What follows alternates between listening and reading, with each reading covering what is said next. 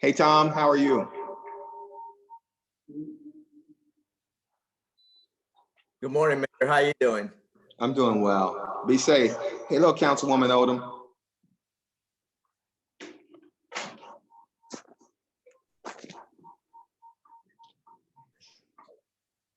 Don't sit behind me.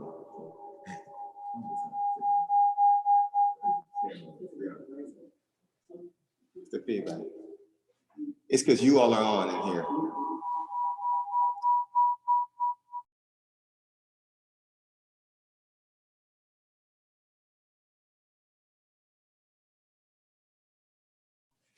Hello? This is a sound test. Can everyone hear? Everybody just nod if you can hear. Yes, Mayor. Good morning. Good morning.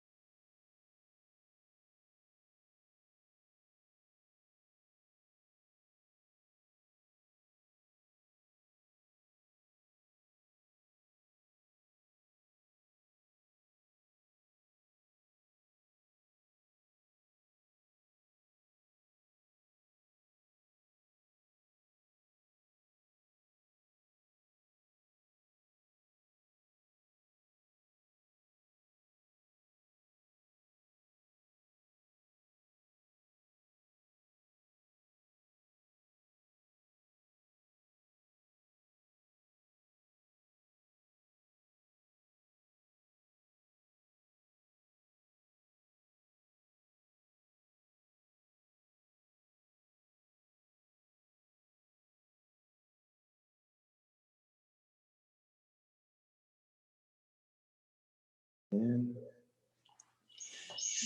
morning, everyone. Hold on one second.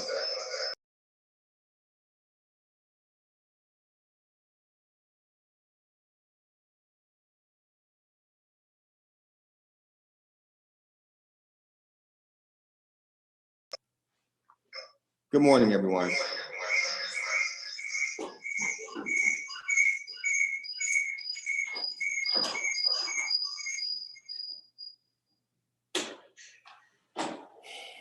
I call to order the special council meeting of the Miami Garden City Council. If we could have the clerk call the roll. When I move the mouse. Councilwoman Odom, I'm going to recognize you as here. Here. Mario is muted. Muted by the host. Councilwoman Wilson.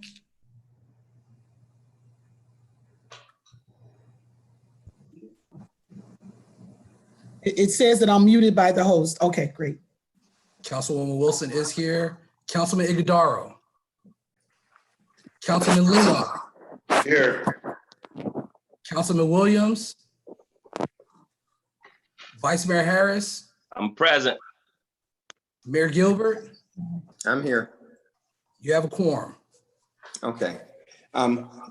Please rise where you are for invocation and pledge of allegiance. I know you might not have a flag present. We're just going to all point to the southwest at the same time. First, the invocation. Down your heads. God of our weary years, God of our silent tears, God who has brought us thus far on the way, God, who by thy might led us into thy light. Keep us on your path, we pray. Heavenly Father, Lord and Savior, keep us in this moment. Order our steps, our words. Make it so your people act with your will in mind and lead wisely. In Jesus' name we do pray. Amen. Amen. I pledge allegiance to the flag of the United States of America and to the republic for which it stands, one nation, under God, indivisible, with liberty and justice for all.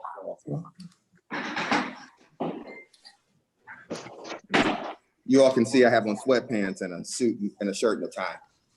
Now, Yeah.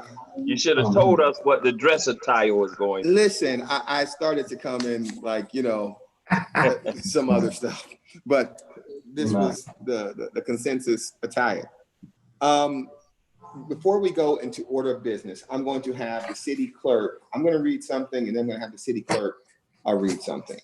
Pursuant to executive order number 2069 issued by the Office of the Governor, Ron DeSantis, municipalities may conduct meetings of their governing bodies without having a quorum of its members present physically or at any specific location and utilizing communications, media technology, such as telephonic or video conferencing as provided by Section 120.54, subsection 5B2, Florida statutes.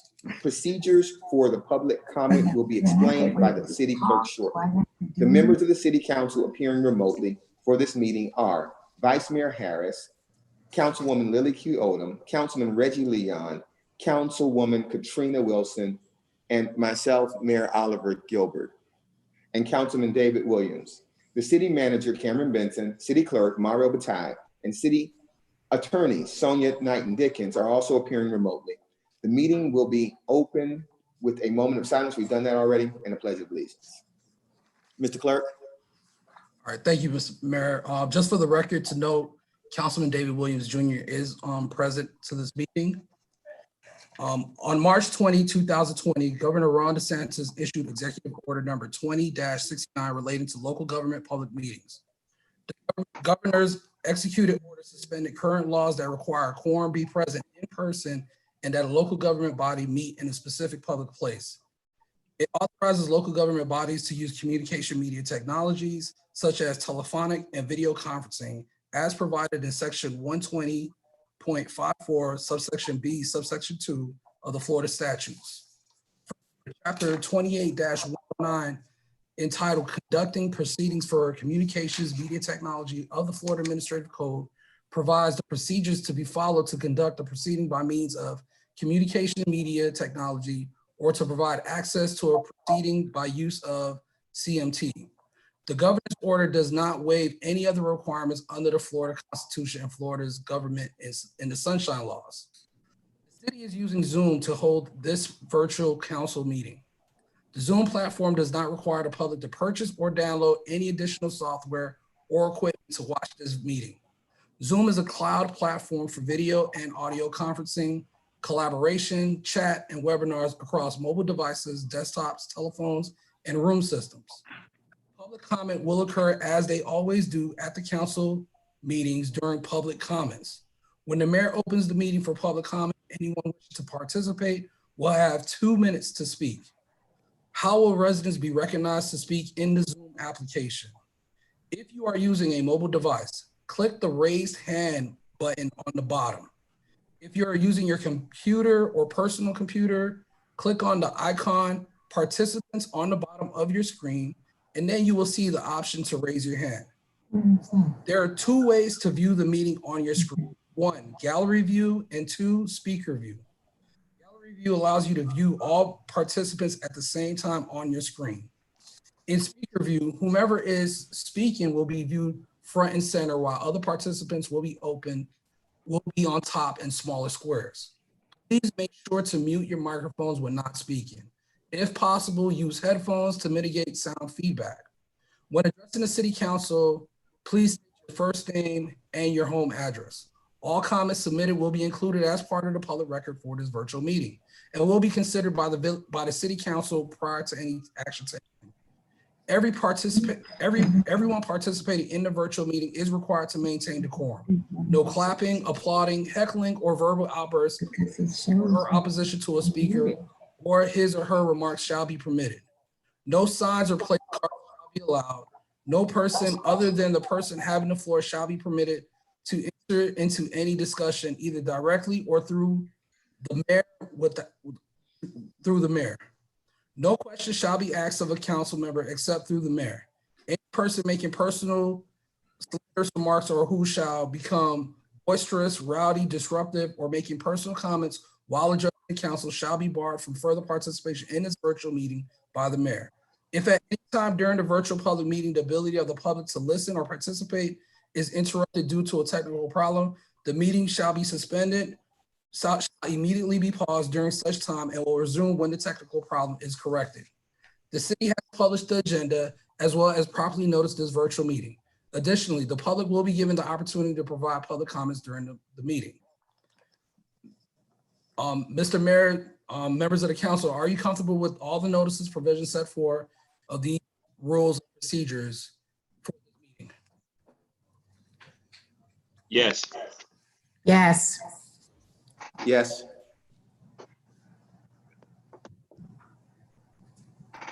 All right. Hey, wow.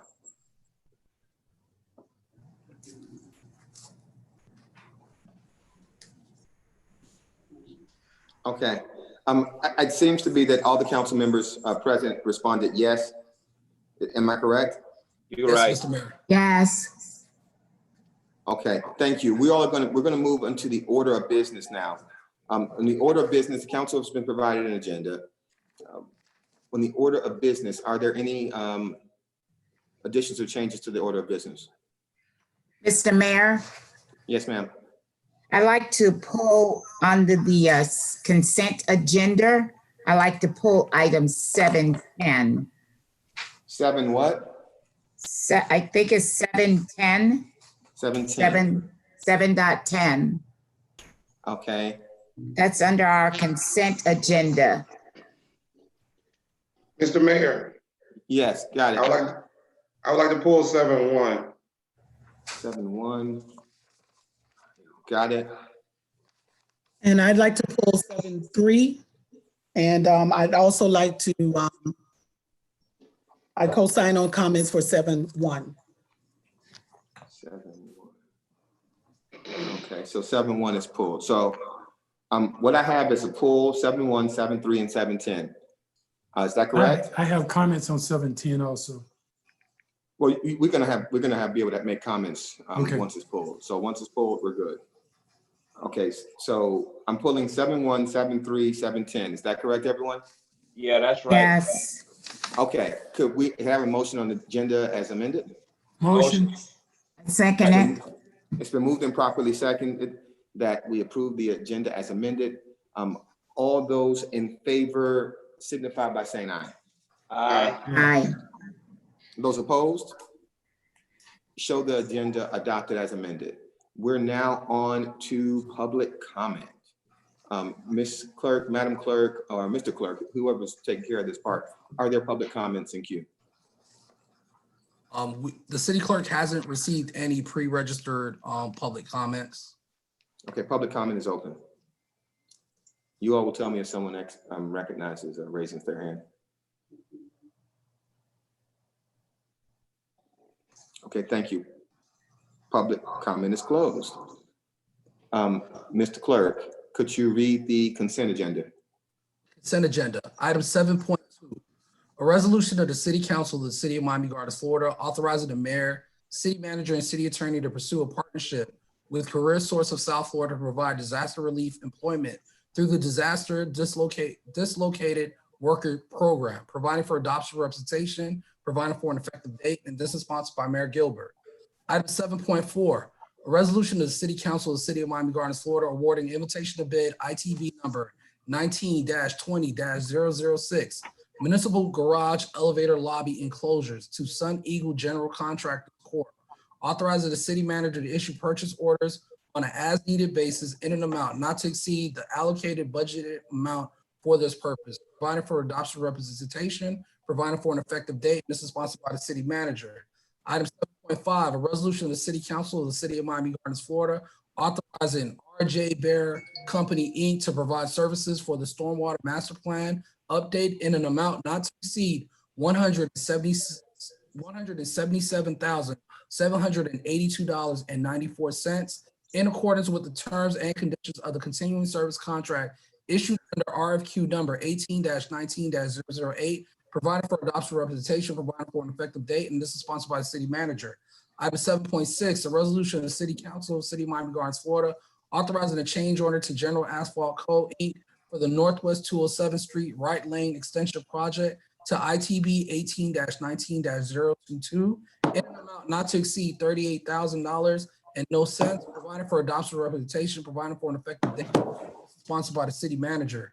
Item 7.7, a resolution of the City Council of the City of Miami Gardens, Florida, authorizes the city manager to execute a utility easement with City of North Miami Beach attached here to as Exhibit A, providing for adoption representation, providing for an effective date, and this is sponsored by the city manager. Item 7.8, a resolution of the City Council of the City of Miami Gardens, Florida, ratifying the city manager's Turf One LLC for ratifying the city's manager's authorization to issue a purchase order to LTG Sports Turf One LLC for the replacement of existing chain link fencing enclosing the artificial turf field and running track at Betty T. Ferguson Recreation Center in an amount not to exceed $69,102, providing for adoption representation, providing for an effective date, and this is sponsored by the city manager. Item 7.9, resolution of the City Council of the City of Miami Gardens, Florida, ratifying the city manager's authorization to issue a purchase order to, I read that one already, to LTG Turf One LLC for the installation of custom lettering in each end zone area of the artificial turf field at Betty T. Ferguson Recreation Center in an amount not to exceed $55,500, providing for adoption representation, providing for an effective date. And this is sponsored by the city manager, and that is your consent agenda. Okay. I need a motion on consent agenda. Motion. Second. Okay. It's been moved and seconded that we approve the consent agenda. All those in favor signify by saying aye. Aye. Those opposed? Show the consent agenda adopted. Mr. Clerk, could you read 7.1? 7.1, a resolution of the City Council of the City of Miami Gardens, Florida, allocating community development block grant CDBG-CV funds for a meal service program, providing for adoption and reputation, providing for an effective date, and this is sponsored by Mayor Gilbert. Councilman Leon, you pulled. Vice Mayor, you have the chair. Yeah. Go ahead. Councilman Leon, you have the floor.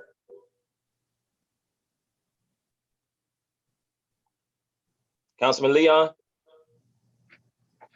Is he unmuted? Mr. Mayor, you want to go ahead and then explain? Okay. I'll explain what it is. what we're using is some of our I community. also, What you know, we're I also- explaining, yeah, okay, Hello? I'll wait until after you get done. okay. Mhm.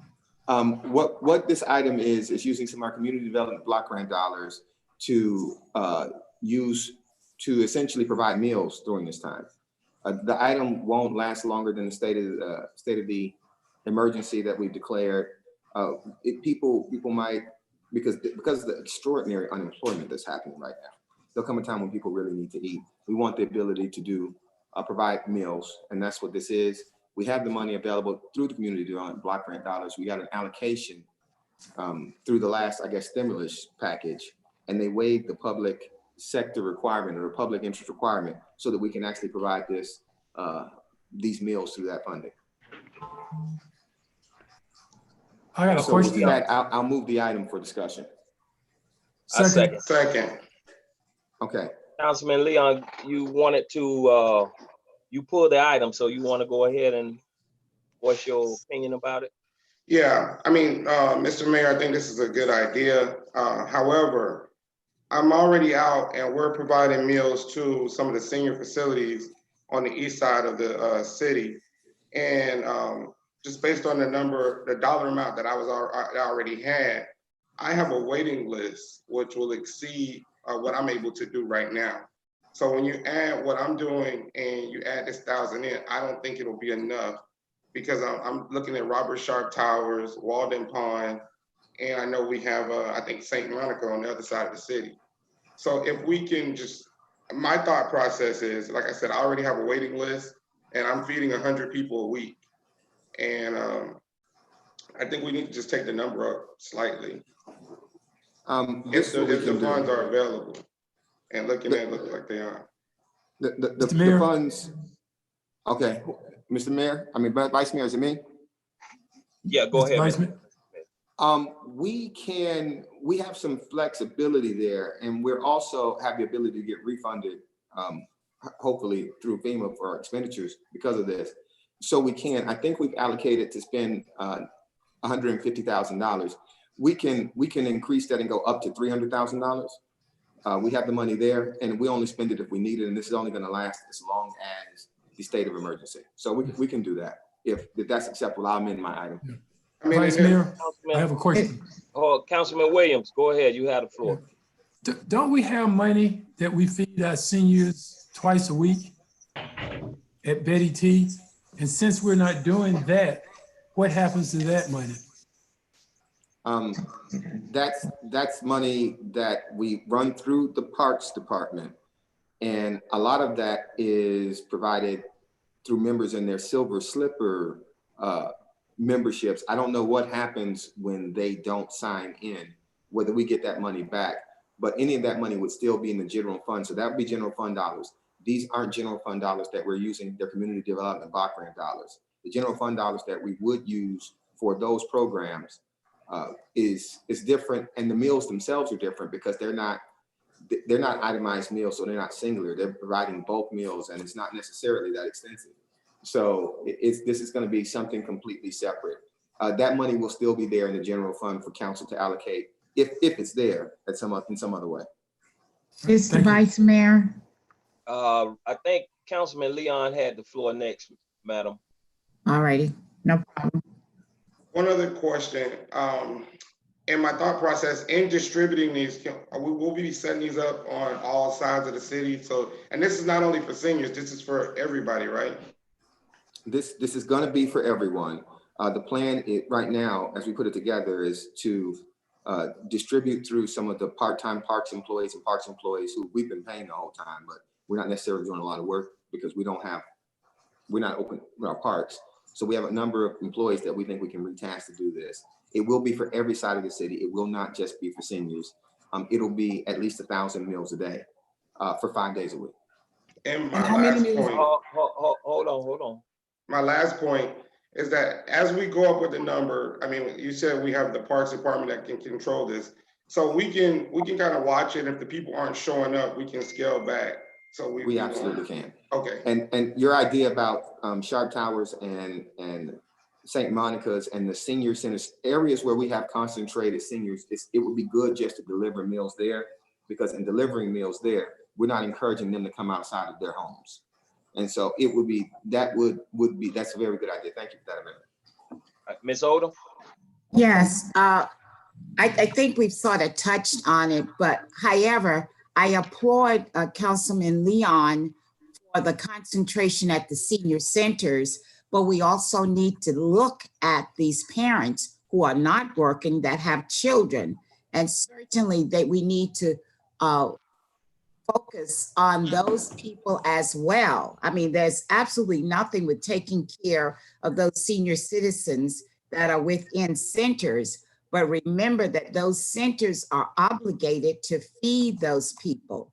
So that we need to look at our residents where the children, lots of these people do not have jobs anymore and they have children. So we also need to think about that. This Mr. addresses Mayor. that, Councilwoman. Okay. Yeah, Mr. Mayor, where will we be distributing these foods at? Will it be at parks themselves? It could be at parks. It could be at parks, but it very well be, we know it will be at some parks. Yeah. We could do concentrated drops at, like, we have the housing complex on 183rd Street and 37th Avenue. We could do different things. So logistically, it's just we'll have to advertise it. We'll have to tell people where they can come, but we have an interest in putting as many meals in locations where there are concentrations of people, because we still, our stated goal is we really do want people to stay in the house. We really don't want people having to come out for food as much as possible. So if we know we have a place like Sharp Targets where you have a couple hundred people there, and I'm not sure they actually provide them food. I think that's an independent living facility that provide their own food. We know we can help them out by putting them there and not having them get in their cars and come to the meals. If we have large apartment complexes, we know we can do that. So logistically, if we approve this from the council, logistically, how we get it done, I'll make sure they keep the council, informed. And if you all have objections, or not objections, but if you have suggestions about how we can actually amend the implementation, I welcome that, because the goal is to get as many people food as we can. I have a couple of questions. Who's going to cook the food? Hasn't been decided yet. We'll probably use somebody we already have on. I mean, we do food for the summer in parks and stuff, so we'll probably use somebody. But I want to start this quickly, so I want to start this Monday if possible. Okay, so that would be a concern of mine in terms of who's going to cook the food. And and just a couple of things. How many meals a day are we talking about? One? At least 1,000. No, I'm saying one. I'm saying, day. yeah. Are we talking about breakfast? Are we talking about lunch? Are we No, it's gonna be one. It's gonna be one meal a day. We're gonna do this one meal a day, so we're not gonna provide 3 square meals. But let me note that the school system is still providing food for school-age children Correct. during the week. So we're not sure whether it'll be breakfast or whether or not it'll be a supper meal like 3, 4 o'clock. We're not sure which that'll be. It'll probably be. It will not be breakfast, I'm sure. Okay. So now, in terms of the preparation of the meal, and will it be in containers and just delivered in that way? It'll be individualized, yes. So there will be no servers or anything of that No. nature? Okay. I would like to make a suggestion here.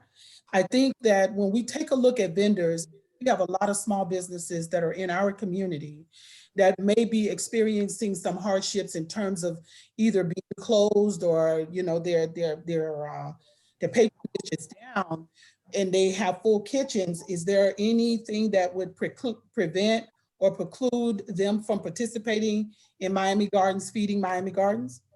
Probably. We're probably going to use one vendor. We're going to need to do this really quickly. So there's some places where we are going to spot, like I know that on Saturday and Sunday, we want to try to do something specific, probably in places like the senior centers. So we can use private vendors for that, but we're probably going to use a mass distribution. Whoever we're using through our parks for our summer stuff, we'll probably we have like 3 or 4 vendors who we do for that. And then I think some of them are actually local, but we're probably going to use the people that we've been using. And we do a pretty good job of using local vendors right now. But we're not going to do a process for this just because we don't have the time to do a process for this. It's not I'm asking for a process, I'm asking for assurance. And that is that we are assured that that whoever is going to be selected to do this, that it is offered to more than 1, 2, or 3 select. And I'd like to know who they are. I'd like to know who the vendors are, and basically the criteria for selection. Okay, we'll let you know who they are, and we're going to select people who we've used, we've contracted with before. We contract with an extraordinary number of local and Black food preparation services. Mr. Vice Mayor? Yes. Yeah, Mr. Williams, go ahead. No, I agree with Ms. Wilson. I'd like to have that information also. Okay, we'll let you all know. Mr. Ms. Vice Odom, you had Mayor, a question? yes. Are you recognizing me or Yes, Councilwoman yes. Wilson? Recognizing Okay. you, Ms. Odom. Okay, I know that, I think that the food idea is a great idea. And when you think about what Councilwoman Wilson stated as it relates to the vendors that we will be using, have we considered maybe looking at purchasing food cards or food coupons from the departments, from the grocery stores, and then distributing to those parents? Because the food situation, I think, is encumbersome. We're talking about getting food vendors. We're talking about how we're going to distribute those foods. And a lot of people are on certain kinds of diets. So have we considered maybe looking at purchasing food coupons and distributing them to our residents? Not on this item, no, we haven't. So may I, Katrina, again? Councilwoman. Yeah, like today is Thursday and we're opting to begin on Monday. And so whoever is going to be selected, should they already know? Well, we can't let them know right now because we haven't passed it yet. So Yeah, I'm just saying, but would they be ready for this to happen on Monday? we're going to try. It's going to be as soon as possible. So Any other in terms of notification, yes, in terms of notification of the residents of the locations of where this can take place, how would that happen? What would be the methodology of getting the word out to community members who would need food?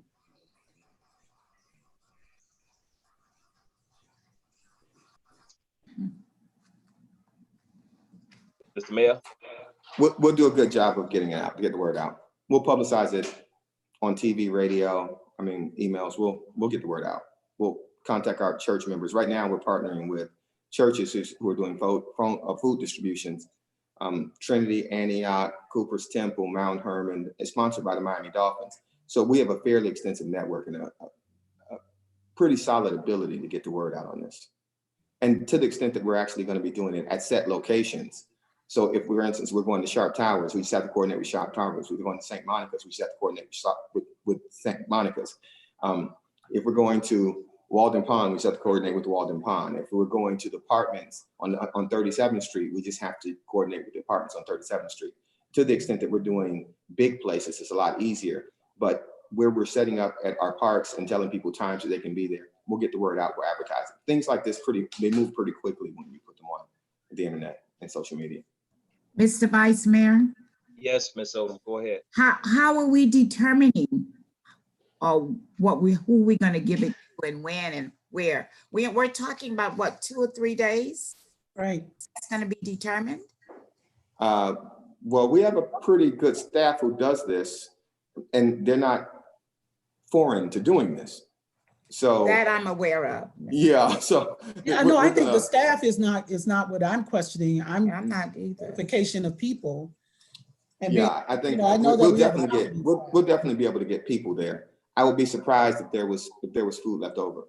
We'll be able to advertise it out if we pass it, and I think that we're going to get this up and running as soon as possible if the council passes it. Vice Mayor? Who is it? Councilman Leon? Yes. Go One ahead. quick thing, Mr. Mayor, based on this 600,000 that was allocated, would it be possible if we put, and I know this is something totally separate, if we put say we put $100,000 to the side to let local small businesses apply for $1,000 or something so that we can at least try to assist them? Would that be possible, or can we use those dollars for something like that? Mr. Vice Mayor, Yeah, go ahead, Mr. Mayor. I'm not sure if it's possible. I'm pretty sure that most things are possible, but it's not on this item. It's not possible. We can only really consider, so that's the larger community development block grant dollars. So when the council considers the allocations of community block grant dollars, when you do Sunshine for All and Jesus People and all of those people who we actually fund Christie's House, that would be the time to actually design that program that I'm sure the manager who's on screen now can assign somebody to help you with. But that's something that can be done with that allocation. There'll be more money. I mean, it's a small business loan program, which isn't uncommon. So, Mr. Vice Mayor? Yes, go ahead, Mr. Manager.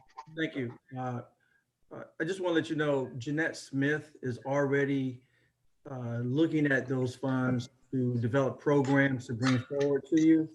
What I will ask her to do is look at those funds and bring items forward so that you guys can have a discussion on where you want that those funds to be identified for other programming. So we can bring that in front of you at the next meeting.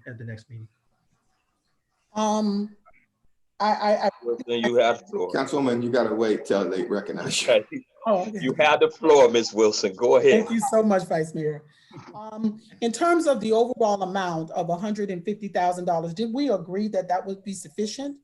Or do we have the ability to be able to make an increase at this stage? I've already amended the item to be $350,000 or I think it was 300 or 350. Which was it? Did we vote on that? That's No, it's my amended item. I can't remember my item, but it's when Councilman Leon said he thought it needed to be more. I said, well, we can to go up to. I don't know how long this is going to last and how long we will need to do this. So when I say up to, my anticipation is hopefully we don't have to spend a lot of money, but if the need is there, we want the flexibility. So my initial item I think was for $150,000, but it's been amended to go up to 150. So do we need a motion on that, correct? We need to do a motion on that right now to amend that item? I don't think so because it's my item. So I can amend my item. So I'll take that as a friendly amendment from Councilman Leon. Vice Mayor? Yes. Go ahead. Can I make a suggestion also about the amendment of the amount? I really think that we should amend it incrementally. Like say, for example, if we agree that we would go up to 300, but we should agree to do that in increments. So we start with 150, and then if we decide that we want to do it another 50,000 or another 100,000, that should come back before us so that we can determine whether or not it is effective and is accomplishing what it needs to accomplish. To put a little over $250,000 into providing meals at this stage, I think would be to commit that at this stage. I don't know if that's the wisest thing to do. Yeah, I'm probably not going to accept that as an amendment, only because this meeting process, virtual, we're having this in a special meeting. And that means we'd have to convene another special meeting possibly. If it's not being effective, and if you all feel like it's not being effective, the ability to go up to $350,000 means that we can actually reduce it. So I don't have a problem with if it's not working. I don't have a problem with the manager and the staff saying, hey, this isn't working. We have the ability to terminate at any time if we find problems with it. So, but you want to build, generally speaking, when you're under state of emergency, you want to build flexibility into the system. You want to build as much ability to move and be for the administration in the city to function and provide for the services and the needs and the health and safety of its residents without convening every time. And so that's probably what we want to do here. But I take your observation that if it's not being effective, we'll be definitely monitoring this, and you all will be monitoring it, hopefully. So if it's not effective, please communicate that to the manager. And Vice Mayor, Yes, Ms. Wilson, go ahead. I guess my other concern is not only through which I share your desire for flexibility, but I also believe in accountability.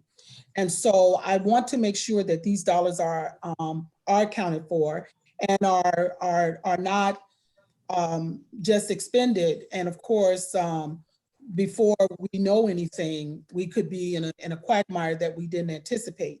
And so that it coming back for it allows us to be able to monitor the expenditures along the way and to really ensure that the distribution of dollars is occurring. Just provide I want to see that there is a sufficient amount of oversight by this council in the way these funds, and not necessarily in the way, but the fact that these funds are being distributed properly throughout.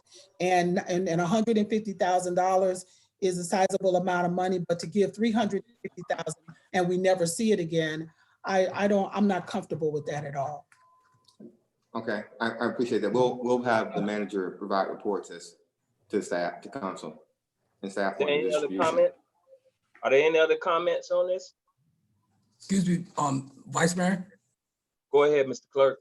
Just wanted to note on the record that on this item, the mayor did amend the item to include an up to amount of $350,000. Just wanted to note that on the record as it's not on the resolution title. All right. Oh, Mr. Vice Mayor, Yeah, Mr. Williams, go ahead. can I call the question?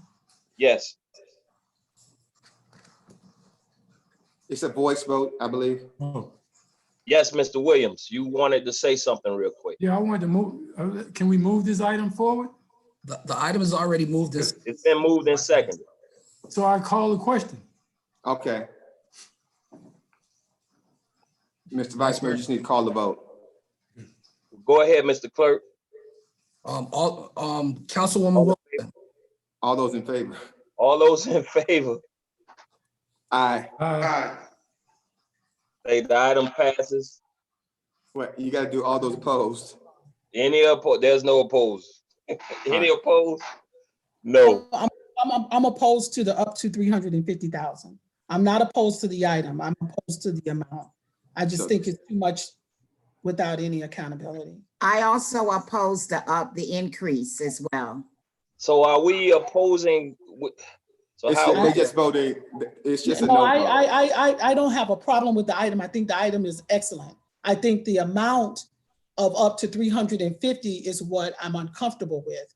If that amount, I don't even have a problem with an increase in the amount, but $350,000 of an increase, I think is too much.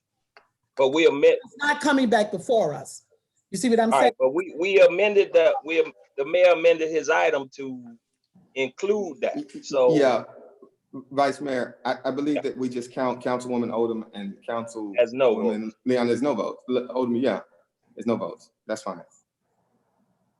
okay, Item passes. All right. We're on to item 7.3, a resolution of the City Council of the City of Miami Gardens, Florida, authorizing the city manager to execute the Miami Gardens, Ravens, Chiefs, and Vikings agreement with the Florida Youth Football League, a copy of which is attached to as Exhibit A, provided for adoption representation, providing for an effective date, and this is sponsored by the city manager. This item was pulled by Councilwoman Wilson. Councilwoman Wilson, your question? I had a couple of questions about this. I know that our football teams with our Optimist are going to enter into an agreement for grant monies. And I had some whole concerns that probably may or may not have anything to do with this, but I'm gonna bring it out at this point. When we started on the council, we had some issues with our Optimist Club at Carroll City.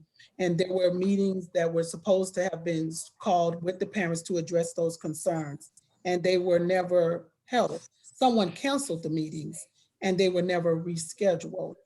Additionally, there was supposed to have been a manual or some type of guidelines provided for the continued involvement that gave parameters for how things would go forward in terms of events and activities and things of that nature. And so as we enter into this agreement, grant funds, of which I know that they get up to $5,000 for, I am asking the question as to whether or not we have begun to deal with these issues as we are dealing with the issue of now putting money in place. Mr. Mayor? Okay, well, the councilwoman left the camera, but let me just say, I'll recognize you, Mr. Manager. Okay. But let me just say, this probably isn't that. This is the Orange Bowl grant, right? That's That we've been getting for years. I do know that we have rules and procedures in place for the governance of Optimus. Not even Optimus, because they're city programs. So this makes it look like those programs are getting the money. The truth, the city getting the money because we have to actually pay for programs. So yeah, but you can address it. Yes, thank you, Mr. Mayor. First of all, I think what you just said is correct. To Mr. Mayor, to Councilwoman. Yeah. Okay, Councilwoman, I am fully aware of those concerns that you've raised before. I have asked Craig Clay and Ms. Paulette Murphy, the Parks and Recreation Director, to assimilate those meetings prior to the season to ensure that we have all of those things addressed that you've talked about. They are aware that they need to have those meetings prior to the season starting. I will ensure that those meetings happen and make sure that the things that you've recommended and some of the things that we are also working on to ensure that the league and the teams are following certain protocols will be in place. So that will continue, that will happen before the season starts. Okay. And in terms of this particular item, is this money for a year that's in arrears? Because with the backup information, it had 2019 on there. Is this 2019 for last year, or is this money 2020? 2019, that's correct. So it was for last year. That's correct.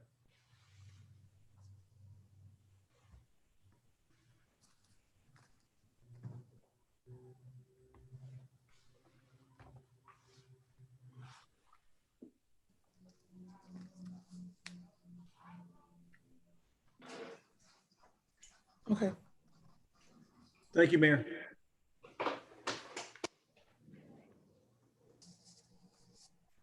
Okay, can we call, I guess, I need a motion on this item? Motion. Second.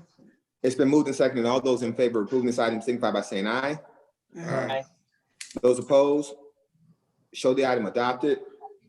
We're now on to 7:10. 7.10, a resolution of the City Council of the City of Miami Gardens, Florida, allocating Center for Disease Control and Prevention, CDC, racial and ethnic approaches to community health, REACH grant funds, authorizing the city manager and the city clerk to execute and attest respectively that certain agreement with Peacemaker Family Center, Trinity Church in for clinical linkages, services, providing for instruction to the city clerk, providing for adoption representation, providing for an effective date, and this is sponsored by the city manager. This item was pulled by Councilwoman Odom. Councilwoman Odom, you're recognized. I wanted to, because of the shortness of this meeting, I didn't get a chance to talk with our city manager as it relates to this agreement in this particular contract.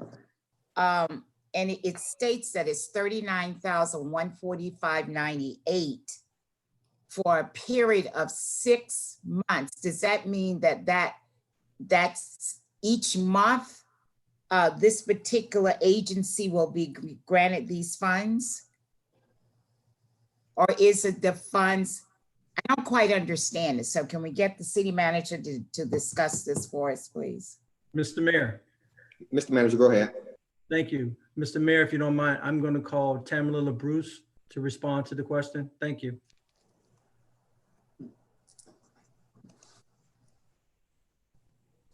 If Tamara is not there, Vernita, can you please respond?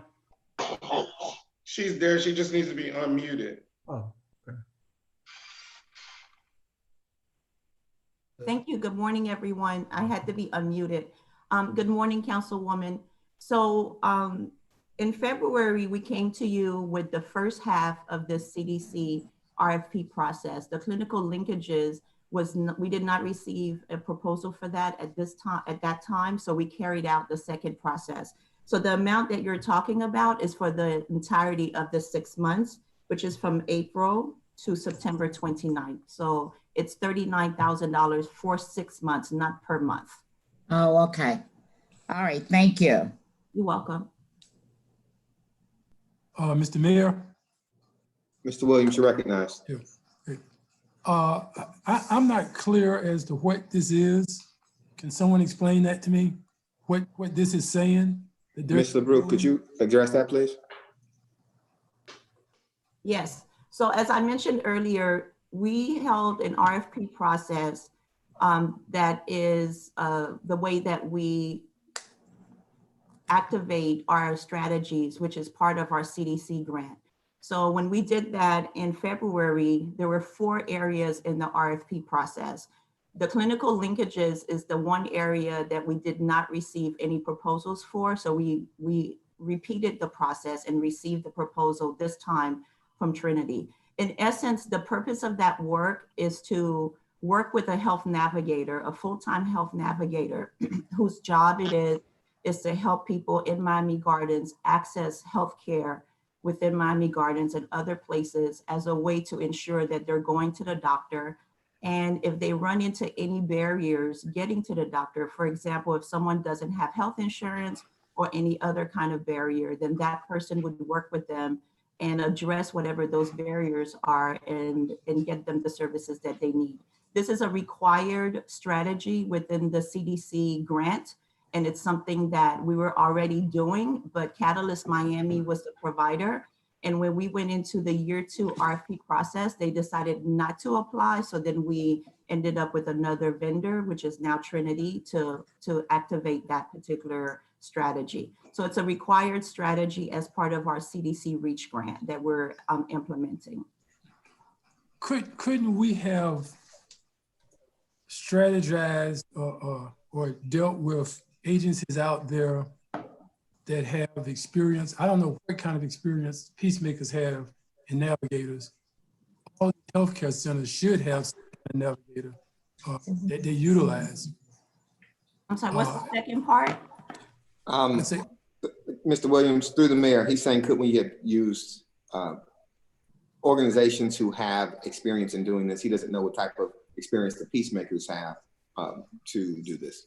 Yeah, actually, we put the RFP out twice. They were the only person that applied. And if we do have the application, it was scored fairly high. Peacemakers program have a very comprehensive social service component, and they've been doing health services and including the health navigation piece for over 15 years. So they did meet all of the threshold. And you don't have any idea why other health agencies, and we have many in the city, didn't apply? I have some idea.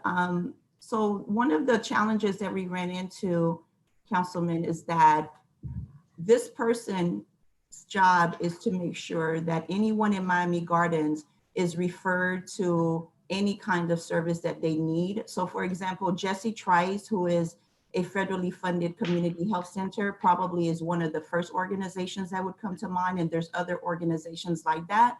But there's an inherent conflict of interest within the strategy itself, because if we contracted with Jesse Trice, for example, to do this work, then there's a conflict because their job is to get people to come to Jesse Trice, not to get folks to go to other providers that are in essence in competition with them. So we had conversations with many different providers within the community, because in the beginning, as I mentioned, we were struggling to even get someone to do this work. And so we were reaching out to several people, and there's just an inherent conflict of interest within the strategy itself. Hello? Those providers. Hey, Tamara? Yes? Okay, you can stop at that point. And that was my point. I think it was a great decision to use them because of the conflict of interest rule. And I think they are probably the more neutral parties to be able to move this thing forward. The resolution does not allude to that. And one would, by looking at it on the surface, say, well, why would you go with this group? So you put out what my intent was. Thank you. You're welcome, sir. All right, I'll move this item. Second. It's been moved and seconded. Is there any further conversation on this item? All those in favor of approving 710 signify by saying aye. Aye. Those opposed, short adopted. All right, we are now on to item 8.1, a resolution of the City Council of the City of Miami Gardens, Florida, further directing and authorizing the mayor and city manager to take certain actions in accordance with the state of emergency issued on March 11, 2020, ratifying certain actions of the mayor and city manager, providing for adoption and representation, providing for an effective date, and this is sponsored by Mayor Gilbert. Mayor Mr. Gilbert. Vice Mayor, you have the chair. Go ahead, Mr. Mayor. This item, what's happened with regard to this state of emergency is the essential, a good example is the essential services list is actually something that people are deriving from the federal government and the state government and the local government, and it comes down to us. But it's a list that was actually prepared, not necessarily for a global pandemic, but for things like hurricanes and earthquakes and natural disasters in that way. What we found is some of the rules that are coming down don't necessarily work for us. We do need to be more restrictive in some areas because we know that this virus particularly affects members of our communities. We know that because we've been working years to Live Healthy Miami Gardens, and we understand that we have ailments in our communities that are disproportionately high, like diabetes and high blood pressure and heart disease and respiratory illness and bouts with cancer. There's some areas where we need to be more restrictive. The manager and I have been working to get that stuff done. This allows us the flexibility to do things like have curfews, to do things like stop car washes from operating because car washes don't necessarily need to be operating during a global pandemic, to limit operations in stores that other people may think are essential, but from our perspective, they're keeping people on the streets, and it's creating a safety hazard. It's helping the spread of this virus. So that's what this item does. I'll move the item. Second. The item been moved and seconded. It's open for discussion. Anybody want to speak on this issue? Wilson seems to have a comment. She needs to be unmuted. Councilwoman Wilson. Councilwoman Wilson. Hello? Hold on. Let's work to get her unmuted. There she goes. She's unmuted now. Councilwoman Wilson, you had a question on this item? Yes, as I was reading through this item, right, I was looking at it and it seemed to me to kind of grant the operations of the city, right, over to both the city manager and the mayor without consultation of the city council. And I do realize that there are some state of the emergency duties that would require non-consultation by the council, but there, to me, needs to be something built in here that requires notification of such items when they take place. So if in fact, in this state of emergency, we should declare that all businesses are closed or whatever the case may be that may affect the operations of the school, and we as a council have not or are not meeting, how would we be notified of such items?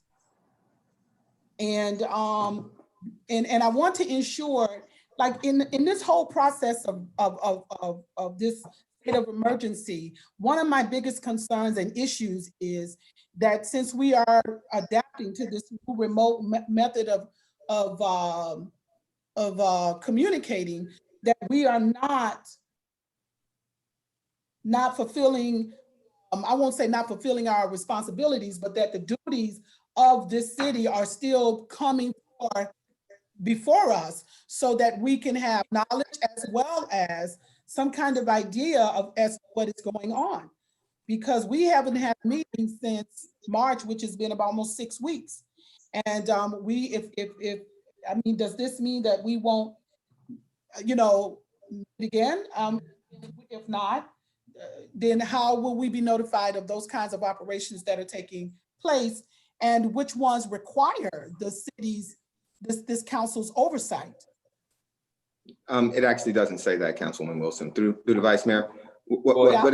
What it talks about is allowing the manager. The manager's authority is established in the ordinance to do emergency purchasing. It's emergency purchasing that's specifically related to the emergency. So, and the mayor's authority is established in the charter, making me the head of the city for military law. We don't. This is just for the state of emergency stuff. So the regular operations of the city, this doesn't affect that at all. And for the record, the city is still operational. While our parks are shut down, the building department, the planning and zoning department, police department, and even in some degree, we have people on the parks still policing and keeping the parks clean. Those things are still actually happening. This does not affect those things. This specifically was written narrowly with regard to the restrictions and that come down from the governor and the county, and allowing us to be more restrictive if necessary. As changes are made, I believe that they're informing the council members as they go along with this. They say, I've been asking, they say they've been informing the council members about all the changes before they've been made public. And you see they've been very few, but in some cases there have been need to act. And this just codifies that. The manager's authority is spelled out in the code, and my authority is spelled out in the charter. But we have no intention of, for instance, rewriting land use without the city council. We're not going to. Now we have no intentions. We're not going to. And this does not allow for that. This does not allow for us to do vast amendments to the budget and change departments, and those things don't exist in this resolution, literally. And it's not meant for that. And let me say for the record, it is not going to be used for that. Okay, and so it doesn't include in here the impact of this. And what I'm saying is that those decisions that are made under the state of emergency and the fiscal impact connected with it are also not included as a part of this for us to be notified. So if there is something that is declared a nuisance or some kind of issue that needs to be handled under this resolution, I'm saying, how are we going to be notified of that and the impact, if it does have, to the budget? If there's a fiscal impact to one of the decisions, the manager will let you know, but I don't know that the type of decisions, policy decisions that we're making necessarily have fiscal impacts for us. That's the first thing. If there's going to be a policy decision, like we're going to reduce impact fees or something like that, or increase impact fees or zoning and permanent fees, that would come back to the council. But the manager's ability to do emergency purchasing, it would obviously affect the budget. He would have to actually make you all aware of that, but that's his duty to make you aware of that now. He'll make you aware of that now.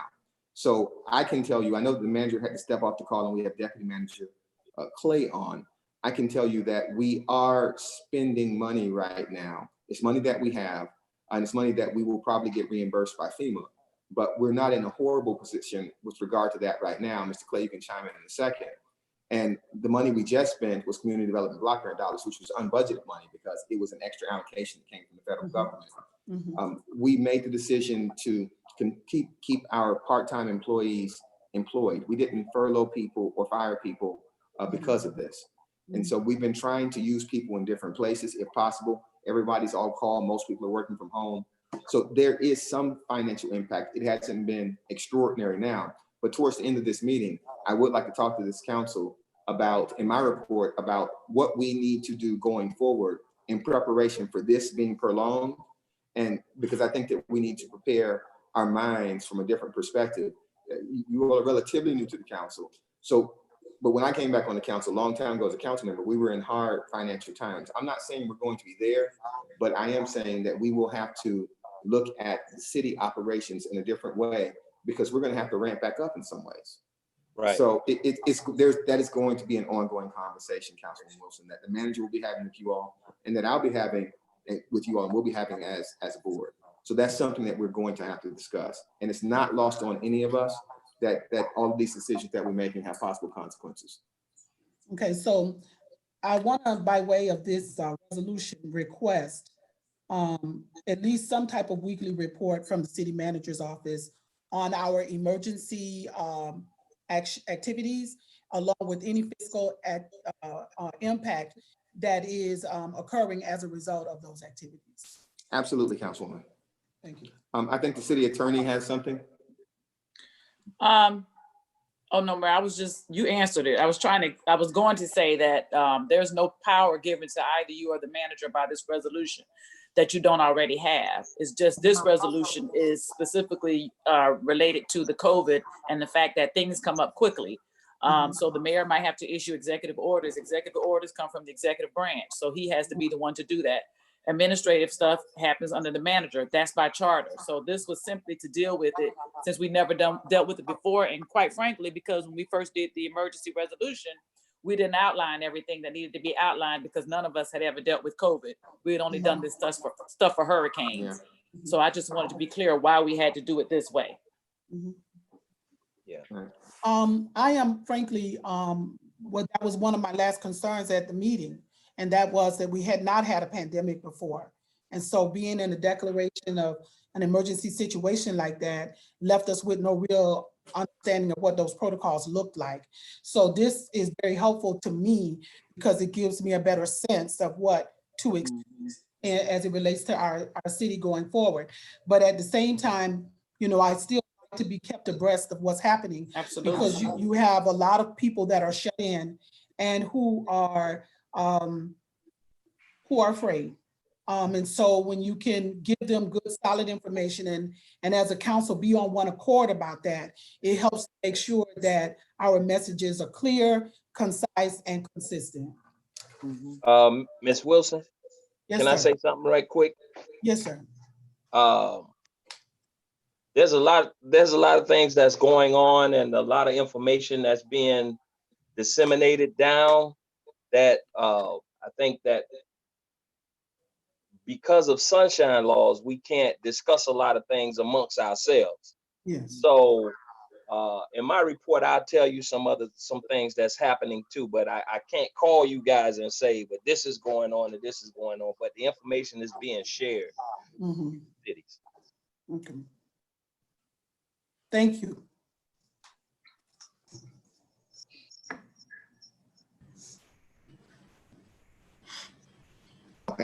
Okay, I'll move the item if it's not been moved. Seconded. Already, Mr. Mayor. Is this a voice vote, Mr. Clerk? Yes, this is a voice vote. Could you call the roll, please? You want to do a voice vote or you want me to call the roll? I didn't hear you. Call Call those roll. in favor. Councilman Williams. Yes. Councilwoman Odom. Yes. Councilwoman Wilson. Yes. Councilman Leon. Yes. Vice Mayor Harris. I vote yes. Mayor Gilbert. I vote yes. Motion passes 6-0. We are now on to the reports of the city manager, city attorney, and city clerk. I know the manager is off the call. Mr. Clay, do you have a report? No report, Mayor. Thank you, Mr. Clay. Madam Attorney, do you have a report? We're going to unmute her in a second.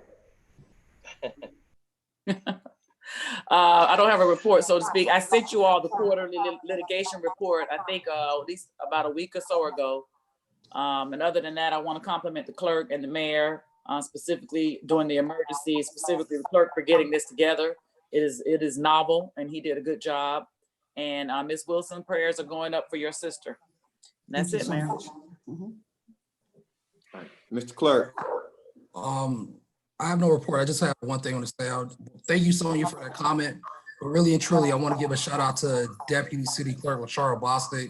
She really did work hard behind the scenes with some of the council members in getting this meeting together. So she really did a lot of work behind the scenes. I just want to thank her for that. And thank you also, council members, for allowing us to do this meeting. Thank you. Councilwoman Wilson, your Yes, sir. report.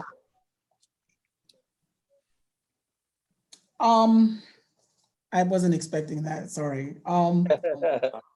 I think that my report is that as I've gone around, I am appreciative of all of the work that I see that our council members are doing within the community to help our residents.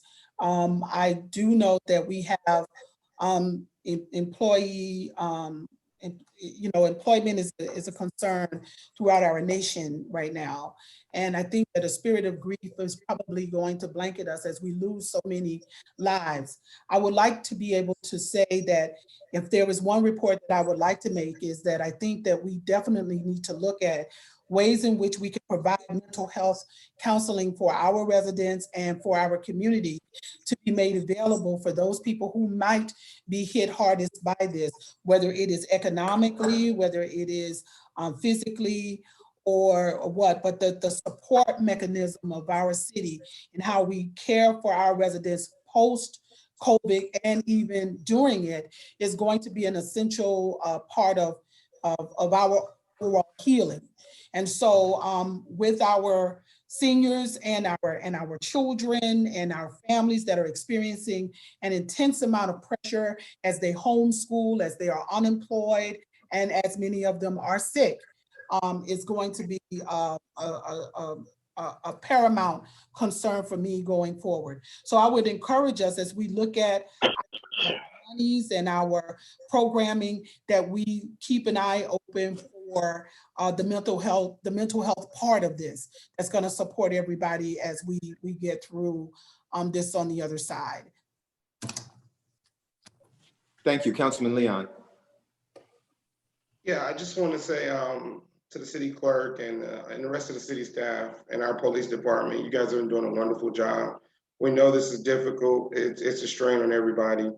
Thanks for being able to assist me with providing over 300 meals in the last 3 weeks for our residents. And we see that there's a need, there's a great need for it. I mean, Councilman Harris did 100 meals and I think they were gone in 20 to 30 minutes. But I just want to thank you guys for that opportunity. And Councilwoman Wilson, I'm still praying for you and your family. Thank you. Thank you. Councilman Williams. Yes, I want to thank the city manager and the city attorney, city clerk for keeping us in the loop, at least keeping me in the loop and giving me sometimes more information than I need, but that's always a good thing. What I do have concern with, and I'm not sure how we'll work it as it relates to employees, I've gotten calls from employees across the board asking questions that should have been already answered, that they should already have the answer to those questions. And I don't know that these employees missed it or it just didn't go out. So I like to know, what are we doing to address employees' needs as it relates to the pandemic that we're in?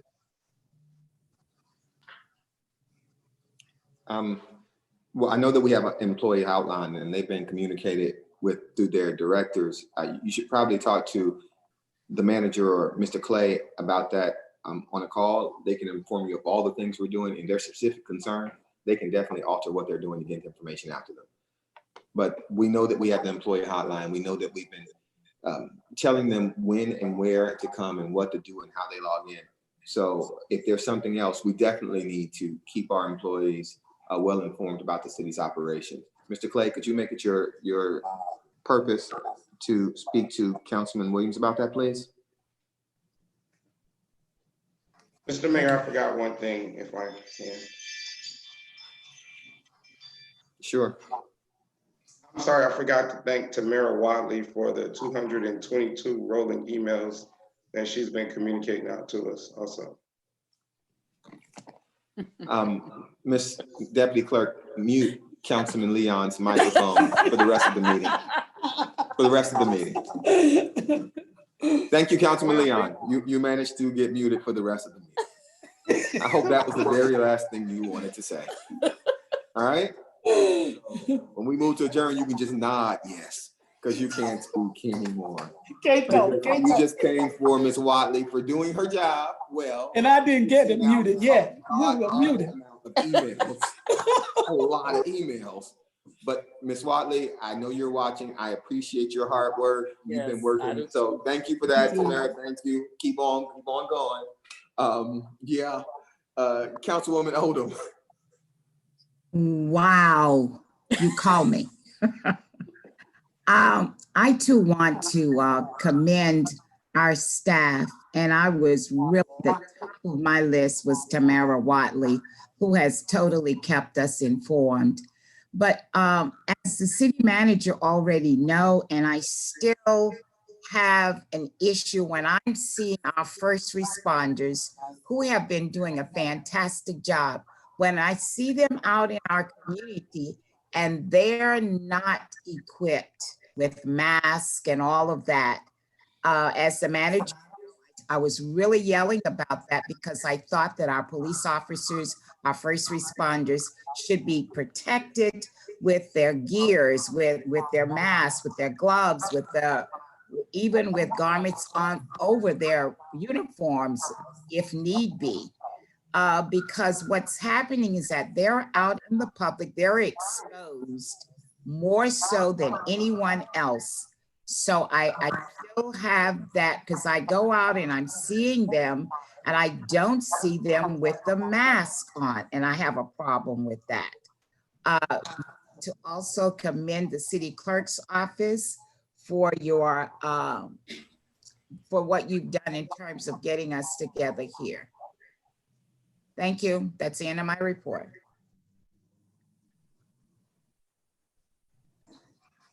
Thank you. Vice Mayor? There's so much that's been going on, and it's just been a learning experience for me, and I think it's been a learning experience for everyone else. I'm a member of the executive board of Miami-Dade County League of Cities, and we've been meeting since the beginning of this pandemic. We've met with Miami-Dade Mayor. We meet with him on Monday, Wednesdays, and Fridays, and even sometimes on Saturdays. We have meetings with our associate members and our board members, the mayors, the city managers, and the attorneys. So it's been really busy. And the information that's being shared is unprecedented. This has never happened before, that information is being sent down from the county throughout the entire cities. And I just want to take this opportunity to thank our clerk, our city manager. I want to thank Councilman Leon, and I want to really thank our mayor for taking on this task of being our leader. Because as I sit on those meetings with other mayors, and I sit on those meetings with the mayor from Miami-Dade County, Miami Gardens is right now, even though we're the third largest city in Miami-Dade County, we stand out amongst all of the other municipalities. Absolutely.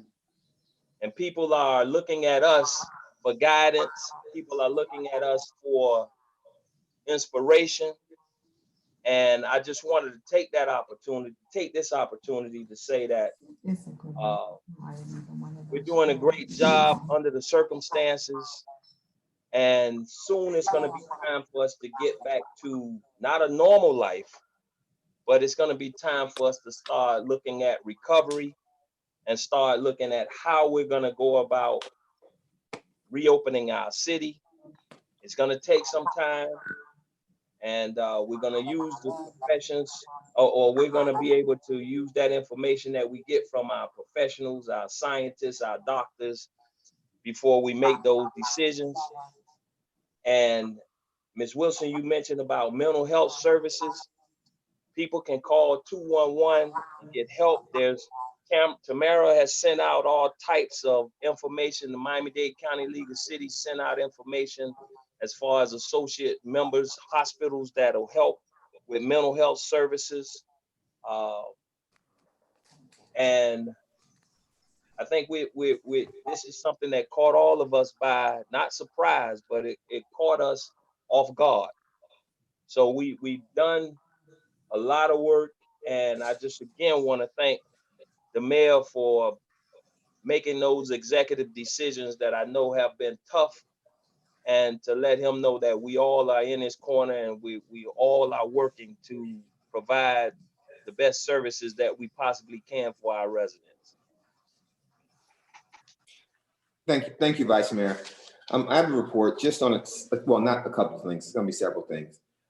Just so you know, we've been working with our lobbyists in Washington and Tallahassee, specifically in Washington. We're working to get language included in the next stimulus bill that speaks to opportunity zones that could definitely help restart what was an extraordinary development boom that was going on here in Miami Gardens.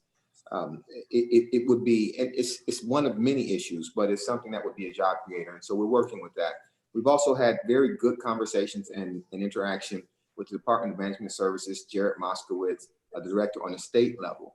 He worked with us on the state taking over the site at Hard Rock Stadium so that everyone could actually be tested, not just the first responders, which are very important, and seniors, but we need everyone to be, we need as much testing as possible. Just for everyone's awareness, City Hall is going to be lit up blue in honor of healthcare workers. You know, our healthcare workers are getting sick and some of them are dying, and they're doing it in an effort to actually protect us. It's the same with our police officers. It's the same with the people who are selling us food. These people are out there because they have to be out there. And I know we've been begging people to stay at home. They're people who don't have the luxury of staying at home.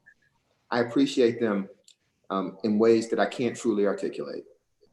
Their work is extraordinary, and I pray for them every night. Everyone who has to be out there, because they're not just out there for them. They're out there and they're taking whatever they get outside, they're taking it back home to their families. And they're putting it at risk every day to do this job that's become very difficult for all of them. I wanted to also talk about masks. We have masks on order and coming in. I want to work with the manager and hopefully with the blessing of this council. We know now things that we didn't know before. We know that we need to keep masks stockpiled because we can't just give one employee a mask. We have to give an employee a mask for every day. And so we need to have a stockpile of masks, and we need to, I know that they're in short supply now, but we need to make it our business to actually procure that and hold that here at all times. The city needs to be prepared with the personal protective gear that people need. We need to have that stuff here so that it can be, even if something else happens, that we have the ability to work off something that's in our custody before we have to reorder. We know that going forward, that just has to happen. So we'll be working with the manager and purchasing, not just to make sure all of our police officers have all the protective gear they need, but all of our public works employees who are still out there working, who are parks employees who are still out there working, and people who are taking permits and helping construction continue in our building and permitting department. We're still out there working. We don't just give one mask. We need to be giving one mask and gloves every day because they aren't reusable. So unless we're buying reusable things, we need to have the ability to keep them outfitted every time they're at work. That's something that we're going to be working on, and we'll be getting that information out to you all. Something that we will be launching, I think this weekend or sometime Monday, it's called virtual activities. We're going to be doing virtual mental health, virtual boot camp, virtual yoga, virtual cooking classes in an effort to ask virtual dance party for kids on Friday and a virtual turn up with DJ Tight.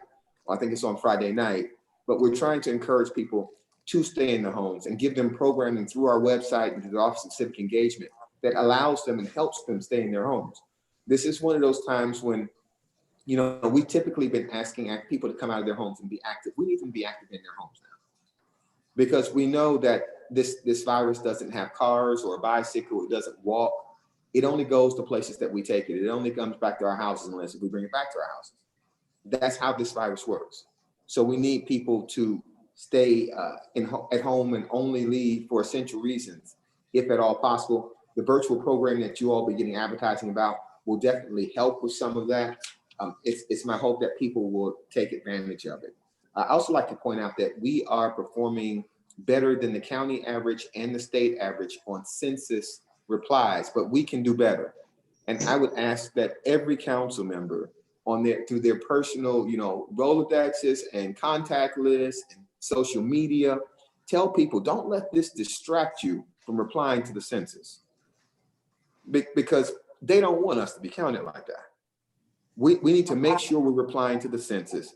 We need to make sure our neighbors, our families, our friends are replying to the census. I like to thank Petula Burke and the Office of Civic Engagement. They've done a good job of keeping that in front of people. I like to thank them for all their work in helping produce all the stuff that keeps the community informed. People like them, like Tamara Watley, people have mentioned her, she's doing an extraordinary job. The city manager, the deputy city manager, the assistant city manager, the police chief and deputy chief, there are people in this city that even when most of the people aren't working, they haven't stopped working. We haven't had that luxury. And so I appreciate everything they're doing because I understand that they worry about themselves, their health, and their families also. And they're doing the job because it has to be done. And so I offer my extraordinary appreciation and gratitude for all the work they're doing. And I offer my gratitude for this council. Look, this is not the spring that we anticipated. We were on track to have the best Jazz in the Gardens ever. We were doing well financially. We're finalists for the Great American Cities. We didn't anticipate a global pandemic. Notwithstanding that, we will get through this and we will come through this strong and we will do it well and we will do it as a council, a city, and as a community. And we're all purpose for that. This is not going to be something that stops us. This is just going to be a paragraph in our story. It will not even be a chapter. We're going to figure this out. We're going to get it done. And we're going to get it done together. Thank you all very much. And please be safe. Please encourage everyone else to be safe. Please encourage everyone to wear a mask. Please. I appreciate you all. Thank you all very much. I need a motion. Motion. Motion second. It's been moved and seconded. All those in favor of adjourning, signify by saying aye. Aye. Aye. And Mr. Leon, I'm just going to think you nodded. Thank you all. Be safe.